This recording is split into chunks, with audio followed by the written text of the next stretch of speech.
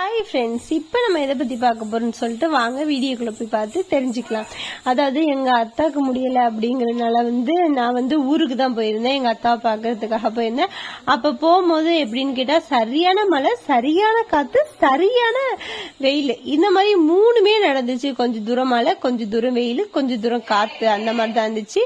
அப்படியே போகிற வழியில் ஒரு குட்டி வீடியோவும் எடுத்துடலாமே அப்படின்னு சொல்லிட்டு வீடியோவும் எடுத்துட்டேன். எப்பயுமே நான் என் ஃப்ரெண்ட்ஸ்க்கு கூட தான் வெளில போவேன். ஆனால் அந்த டைம் நானும் பாப்பாவும் மட்டும்தான் போயிருந்தோம். அதோட சரி வீடியோ பாப்பா சரியாவே எடுக்க விட மாட்டேன்னுச்சு, அதனால சரியாவே உழுகல. அதுக்கப்புறம் வானத்தை பார்த்தா செம சூப்பராகவே இருந்துச்சு. சரியான வெயிலும் மழை, இது மூணுலயுமே என்ன பண்ணுச்சுன்னா மாடு ஆடு இதெல்லாம் அது புல்லு இது மாதிரிலாம் சாப்பிட்டுட்டு இருந்துச்சு. அதாவது விவசாயம்லாம் யாருக்கு பிடிக்கும் அப்படிங்கறத மறக்காம கமெண்ட் பண்ணுங்க. ஆனா இந்த மழை டயத்துல விவசாயம் பண்றவங்கலாம் ரொம்பவே கஷ்டம் தான்.